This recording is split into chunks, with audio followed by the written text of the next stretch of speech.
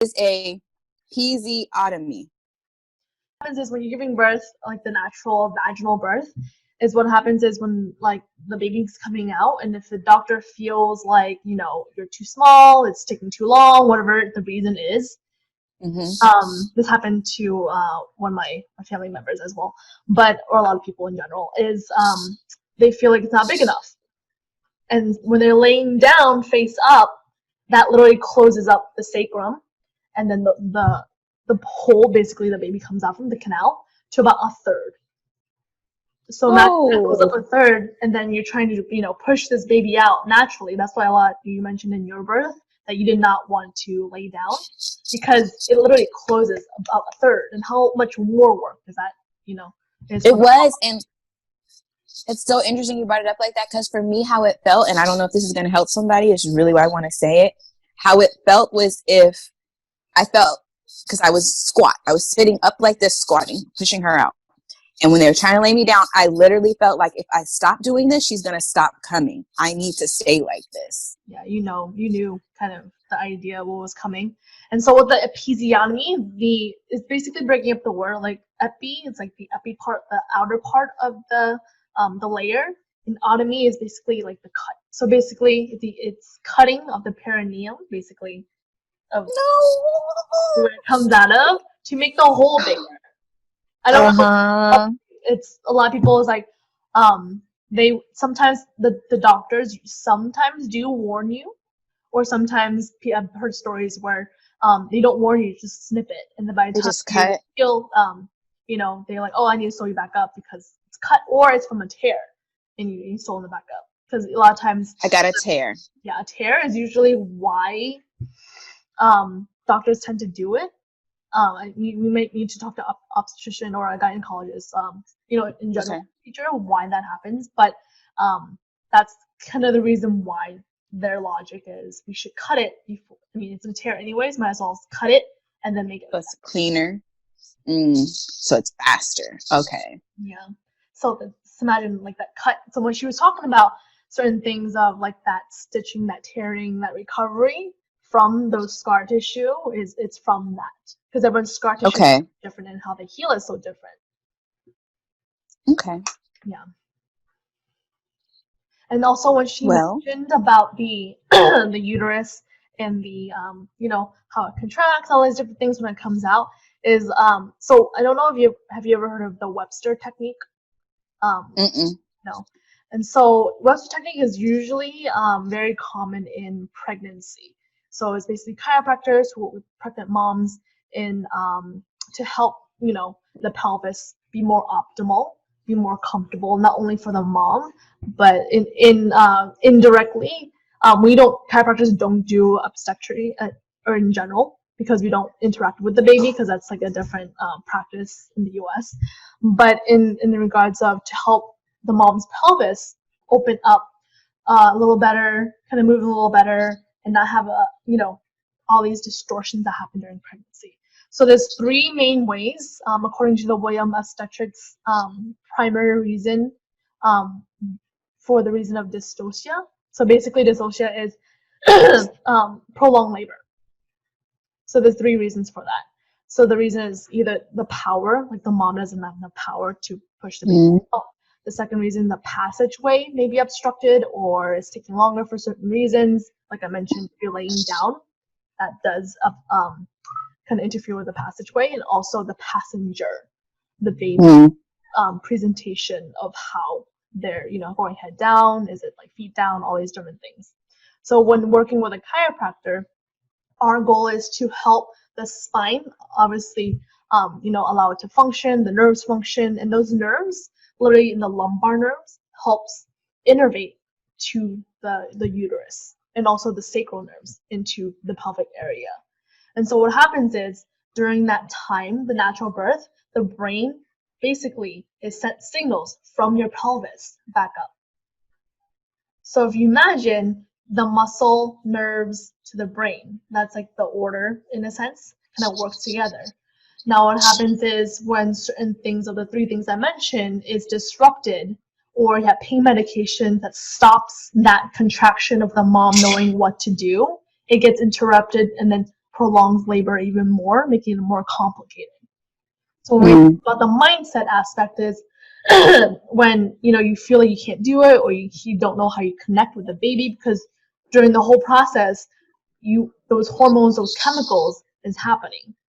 But when it's interrupted due to drugs, due to too much stress, due to all these different things, it's hard to even almost coordinate what to feel, because all these different things stop the process, the natural process of what's supposed to happen. Okay. Yeah, that makes sense, because I experienced that a lot in my labor. With Madeline, the oldest, I hadn't slept in 2 days before I went into labor. Like, I just couldn't sleep. And then when I thought I was going to go home and take a nap, I was in labor. So, and I think I mentioned with the interview with Christine, I ended up finding relief to take a nap. But I felt very like groggy, and the only medicine I had with that one was fentanyl.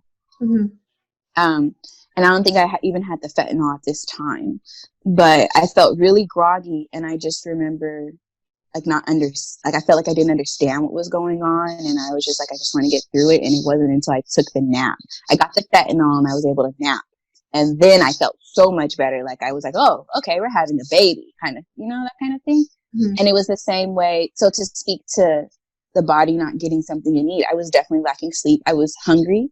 I was about to eat also before I went into labor, and I couldn't sit down or swallow anything. And that was kind of when I was like, I don't think these are Braxton Hicks anymore. So for my second baby, I called myself trying to stay on top of that because I didn't want to feel it again. But where I felt the disconnect that you mentioned was when I didn't recognize the ring of fire sensation that I was having. And that put me into a state of everything stops. What's this feeling? Is something wrong? I'm going to die. And then when the nurse said, I had read about it. So when she said that's the ring of fire, I was like, oh, and it was like something switched on. It was like, okay, back in action. So that does make sense when you're the disconnect. Yeah. So imagine the stress of it too. Like, stress also interferes with how your nerves are functioning, and then gives you a flight to where you kind of cramp up, everything just kind of like, oh, halt. But that's not what you... And that's kind of to what... Can that experience also happen outside of labor? Thinking of how Romy was talking about with tears and constipation, you're afraid to go to the bathroom because you're afraid it's going to hurt. So everything kind of like tightens up and you can't relax enough to go. Yeah, that's also one part of it as well. Because when you're just tightening so much, imagining the whole fight or flight, it's just like all the muscles have that blood supply. And the internal organs are not its priority at the moment. Because a lot of you want to do when you're chased by a tiger is to pee or poo, right? So you do that first, and then you could actually do it, But like in the chronic version of it, it's like, no, you just like clamp up. You have to run. Yeah. It's interesting. Which is a good point to bring up meditation and mindfulness, to be able to capture the panic or whatever feeling is making you clench up so that you can release it and be able to do what you need to do in whatever sense. Which I guess we'll have to find some specialist to talk about how the heck you can do that in labor. Actually have one, because that was as Christine was talking about it, I just realized I have a Instagram friend. Basically, she's a hypnotherapist. Awesome. She does hypnotherapy. And so we could maybe invite her for a next, dive up a little bit more and back exactly like what that looks like mentally.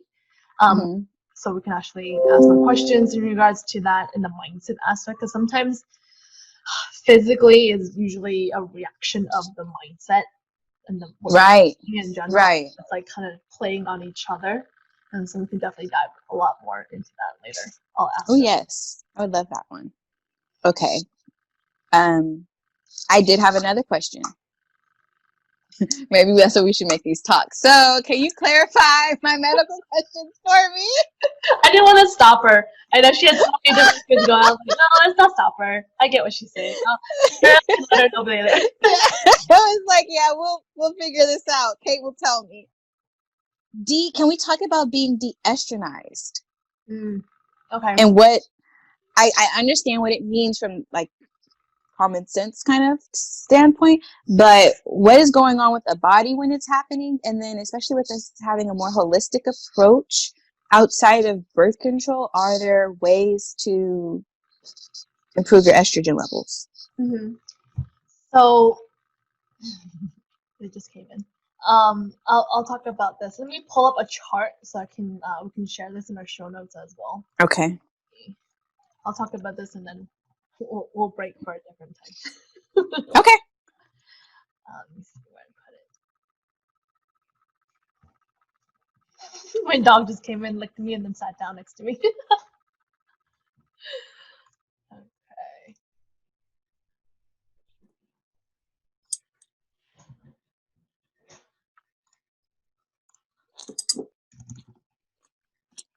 I'm gonna crunch while you look.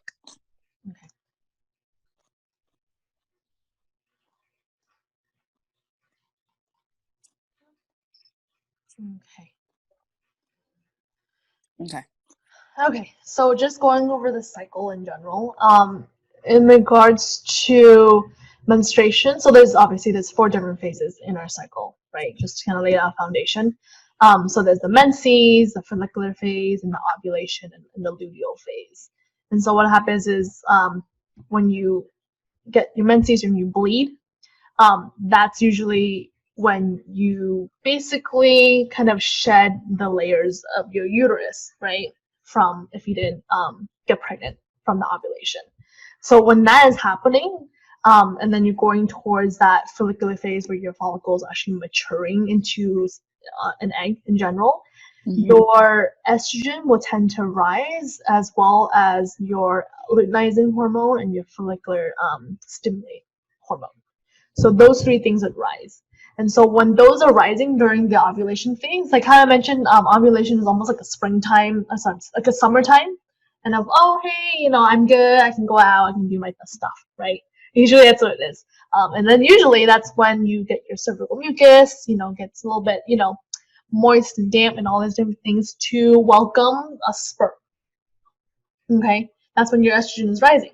When she's mentioning de-estronizing, in a sense, she's talking about how you don't have enough estrogen for a certain reason that's happening due to the rest of the hormones. So when all these 3 different things are rising, that literally kind of preempts all the cervical mucus, the moisture, and everything there. And that's kind of what you need during sex, right? And so we don't have that. Imagine how dry, how you don't have lubrication. That is painful sex, and how you're forcing something in through very dry tissue in a very smaller canal, or whatever canal it is for the person, based on the person. And so that's the reason why it could be so painful, because those hormones that are meant to do that are not there because they interact with each other. And so.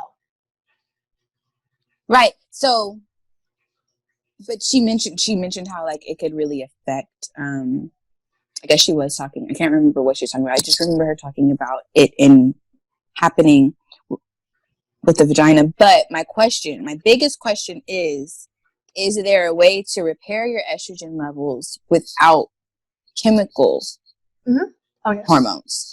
So what happens is, so during the whole like pregnancy, postpartum, all the hormones are kind of like trying to do its thing to help you and the baby survive. And so after postpartum wise, a lot of times people focus on just the sex hormones and focus like, what can I do to increase it or decrease it, or all these different things, right? So that's the reason why when people talk about fertility, how do I make sure my egg quality hormone, that AMH hormone, is at its best, so I can actually have the best, egg, certain things like that. And a lot of people don't recognize or don't kind of include the holistic aspect to it.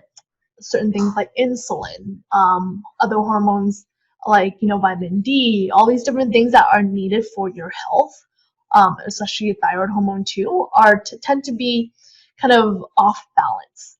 And people don't look at those hormones and only focus on the ones I mentioned, the estrogen, the progesterone, all these different things that focus on like sex, right? Mm-hmm. And so when the rest of the things, like if you are insulin insensitive, or if you have certain things like diabetes, or if you have certain things like PCOS, what else is there? All these different conditions that deal with your health, or gestational diabetes is one of them that seems to rise in a lot of pregnant moms. That interferes with the rest of your hormones, right? And a lot of times people don't eat enough. And when they don't eat enough, everything else suffers. Your bodies tend to, focus on the part what they do have. And so a lot of people are nutrient depleted or insufficient. And so that in itself is making sure you eat enough nutrient-dense foods, things that are needed for your body to heal normally. And so I can put out a list in the future what that looks like, but it can be different for each person, because some people may be more anemic oriented because they're not able to digest. When you're not able to digest, you don't absorb your nutrients, and that's a whole different category as well, right? Or you can't digest because you're so stressed out, causing that issue. So what is really the root cause to why you can't absorb those nutrients? Is it because you're not eating enough? Is it because you're too stressed? Or is it all these different things are happening in your body, and your body is trying to prioritize what's going on?